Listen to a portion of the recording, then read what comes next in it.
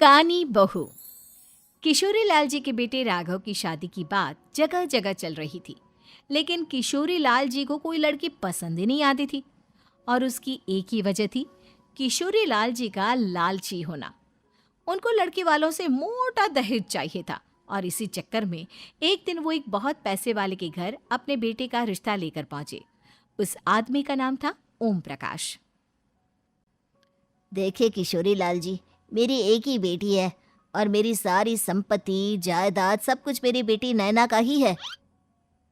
पापा, नाम से लगता है बहुत खूबसूरत होगी। कितना अच्छा नाम है ना, नैना। हाँ, वैसे बात तो सही है आपकी। अब इतना पैसा है, जमीन जायदाद है, इकलौती बेटी, आप भी क्या करेंगे? सब कुछ उसे ही देंगे ना। बिल्कुल ठीक पहचाना आपने। बस बेटी की शादी और सारी जायदाद उसके नाम। पापा, बिना देखे हाँ कर दीजिए ना। इतना अच्छा रिश्ता फिर कहाँ मिलेगा? माला माल हो जाएंगे हम। मैं अपनी बेटी को बुलाता हूँ। अरे नहीं नहीं नहीं नहीं, आपकी बेटी का नाम नैना है, सुनकर ही लगता है बहुत सुंदर होगी। रहने दीजिए अंकल, मैं तो आपकी बेटी के नाम से ही इतना खुश हो गया हूँ कि उसे बिना देखे शादी करने को तैयार हूँ। अब तो मैं उसका चेहरा सीधे शादी के बाद ही देखूंगा। और इस तरह राघव नैना का चेहरा नहीं देखता और उससे शादी कर लेता है। शादी के बाद अपनी सुहाग रात पर जब राघव नैना का घूंघट उठाकर देखता है तो नैना की आंखें बंद थी। कितने खूबसूरत हो तुम नैना, जरा अपनी आंखें खोलकर मेरी तरफ देखो तो सही। नहीं, मुझे शर्म आती है। अरे, मैंने तुम्हें शादी से पहले भी नहीं देखा, और अब अगर तुम आंखें खोलकर मुझे देखोगी भी नहीं तो मुझे अच्छा कैसे लगेगा? इससे पहले कि नैना अपनी आंखें खोलकर राघव की तरफ देखती, अचानक से लाइट चली गई और राघव नैना को पूरी तरह से देख भी नहीं पाया। अगली सुबह नैना राघव के लिए नाश्ता बनाकर लेकर आई। अरे ये क्या, आधा पराठा सेका हुआ है और आधा बिल्कुल कच्चा। ये तुमने क्या किया नैना? बहू, तुमने क्या आधा पराठा तवे से नीचे लटका कर रखा था, जो आधा सिका है और आधा कच्चा? मुझे जितना दिखेगा उतना ही तो सीखूंगी ना पापा जी। जहाँ जहाँ मुझे नजर आ रहा था वहाँ मैंने सीख लिया, जहाँ जहाँ नहीं दिखा वहाँ कच्चा रह गया होगा। इसका क्या मतलब है? ये कैसा मजाक कर रही है तुम? अरे बहू, तुमने इतना लंबा घूंघट क्यों लगाया हुआ है? देखो, हमारे घर में बहुओं को बेटी की तरह रखा जाता है, और फिर तुम तो इतना सारा माल लेकर आई हो। देखो, ये घूंघट डालकर रखने की कोई ज़रूरत नहीं है। हाँ नैना, पापा जी ठीक कह रहे हैं, तुम तो आराम से रहो, अपना ही घर समझो। नैना अचानक से अपना घूंघट उठा लेती है। अरे ये क्या पापा, नैना की तो एक आंख फूटी हुई है। नाम से नैना, लेकिन ये तो कानी बहू निकली। मेरे साथ धोखा हुआ है, धोखा। बिना दिखाए अपनी कहानी लड़की मेरे संग ब्याह दी। मुझे कहानी भी नहीं चाहिए। मुझे अभी ओम प्रकाश जी से बात करनी पड़ेगी। आखिर उन्होंने मेरे साथ ऐसा किया क्यों?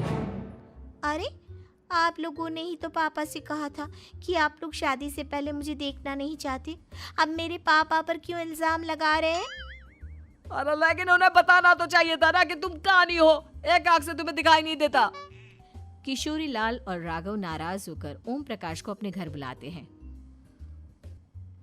पापा जी, ये आपने क्या किया? शादी से पहले बताया क्यों नहीं कि नैना की आंखों में परेशानी है? अरे, आप ही ने तो लड़की देखने से मना कर दिया था। और लेकिन आप बता तो सकते थे। आपको तो हमारी बेटी की प्रॉपर्टी चाहिए थी, वो भी पूरी की पूरी। अब क्या हुआ अगर उसे आधा दिखाई देता है? प्रॉपर्टी तो आपको पूरी मिल गई ना। अरे ये क्या बात हुई? मेरी शादी प्रॉपर्टी से नहीं, आपकी बेटी से हुई है। अब ये तो पहले सोचना चाहिए था। तब तो मेरी प्रॉपर्टी देखकर तुम्हारी जुबान लप लपा रही थी। लेकिन मैं कानी लड़की को अपनी बीवी बनाकर नहीं रख सकता। पापा, कुछ करिए ना आप। हाँ, करता हूँ। देखिए ओम प्रकाश जी, आप हमारे साथ ऐसा नहीं कर सकते। और तुम देखो, अगर तुमने मेरी बेटी से शादी तोड़ी ना, तो जो भी प्रॉपर्टी मैंने तुम्हें दी है वो तो पूरी की पूरी वापस ले ही लूँगा, और आधी प्रॉपर्टी तुम्हारी भी लूँगा। अरे मेरी आधी प्रॉपर्टी भला क्यों लेंगे आप? इसलिए क्योंकि मेरी बेटी को आधा नजर आता है और उसकी नज़र अभी तक तुम्हारी आधी जायदाद पर ही पड़ी है। अब तुम उसे घर से निकालोगे तो कुछ तो लेकर जाएगी ना। और अगर हम आपकी बेटी को अपने घर की बहू बनाकर रखे तो? तो तुम्हारी पूरी प्रॉपर्टी तुम्हारी ही रहेगी, और जो मैंने तुम्हें दिया है ना, उसमें से बस मैं आधा लेकर जाऊंगा। अरे लेकिन अब आप अपनी दी हुई प्रॉपर्टी में से आधी वापस क्यों लेकर जाएंगे?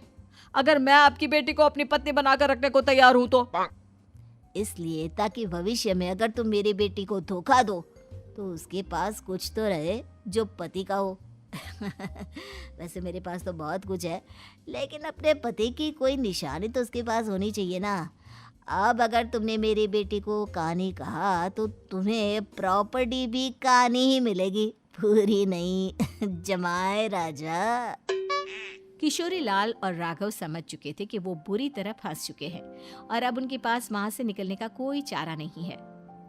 अब समझ में आया ना, लालच बुरी बला होती है। एक तो तुम्हें प्रॉपर्टी मिली, ऊपर से बीवी मिली, उसमें तुम्हें नखरे भी दिखाने हैं। आए बड़े, चुपचाप बैठो दोनों। कुछ दिनों के बाद नैना राघव की कार लेकर बाजार घूमने निकलती है और जब कार लेकर वापस आती है, ये क्या? एक तरफ से मेरी गाड़ी पूरी खराब हो चुकी है। लगता है तुमने मेरी गाड़ी को किसी दूसरी गाड़ी के साथ एक्सीडेंट किया है। अरे अरे कितना बड़ा नुकसान कर दिया तुमने बहू। वो क्या है ना पापा जी, मुझे एक आंख से दिखाई नहीं दे रहा था, सामने से गाड़ी आ रही थी। मुझे तो सिर्फ आधा ही दिखाई दिया और वो गाड़ी मेरी कार से रगड़ते हुए निकल गई। अब मैं क्या करूं बताओ? आप इसे ठीक कराने के पैसे कौन देगा? तुम्हारे पापा? तुमने मुझसे इस तरह से बात की? अभी रुको। नैना राघव की शिकायत ओम प्रकाश को कर देती है। देखो राघव, अब जो मेरी आधी प्रॉपर्टी तुम्हारे पास थी ना, उसमें से आधी और मैं लेकर जाऊंगा, क्योंकि तुमने मेरी बेटी को डांटा।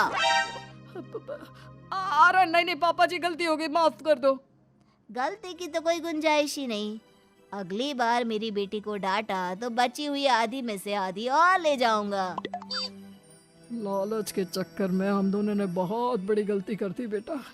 एक तो तुम्हें कानी बहू मिली और ऊपर से जो माल मिला वो भी काना।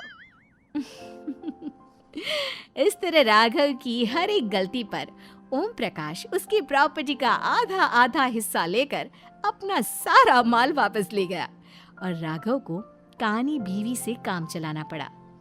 भाई लालच वाकई में बुरी बला है।